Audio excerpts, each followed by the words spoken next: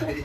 C'est votre tweet qui montre à quel point voilà, le monde MAGA de Trump est divisé sur la question. Oui, parce qu'en fait, vous avez deux mondes au sein de cette les anciens, ceux qui finalement étaient déjà dans la politique depuis l'administration Bush Junior, George W. Bush, et vous les retrouvez notamment chez ce qu'on appelle les congressmen, le sénateur Lindsey Graham ou encore Mike Johnson. Ce sont des gens qui ont une vocation et une vision assez messianique de comment ça s'est terminé en Irak et en Afghanistan. Et effectivement, ils sont pour absolument combattre le monde islamique et islamiste surtout avec l'Iran. On n'oublie pas que l'Iran considère toujours les Américains comme le grand Satan et la réciproque est quasiment la même. Et puis vous avez cette nouvelle génération, là on peut vraiment les appeler les MAGA. Il y en a une qui est élue au Congrès, qui est une espèce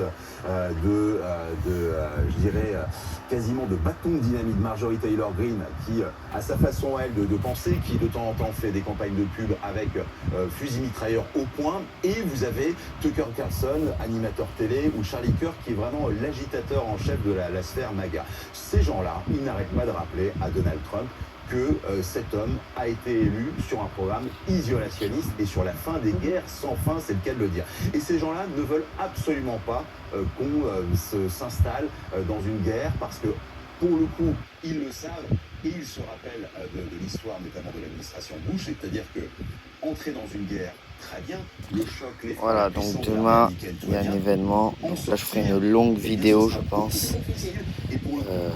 Je sais même pas s'il n'y a pas disponible d'être en short. Mais voilà, je ferai une longue vidéo.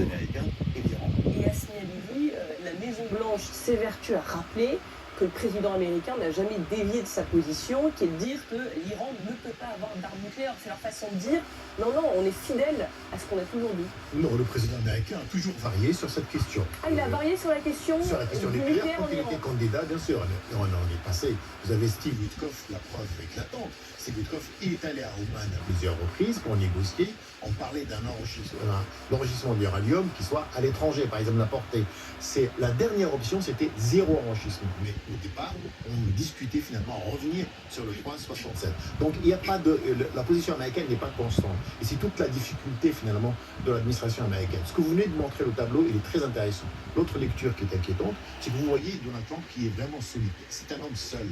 Face à une guerre, face à une décision fatidique, évidemment, on écoute les chefs de renseignement. Même la chef de renseignement n'est pas écoutée. C'est elle qui a dit à Donald Trump que, attention, on est encore loin de ce qu'on appelle seuil fatidique, c'est-à-dire la bombe nucléaire. Deuxième élément de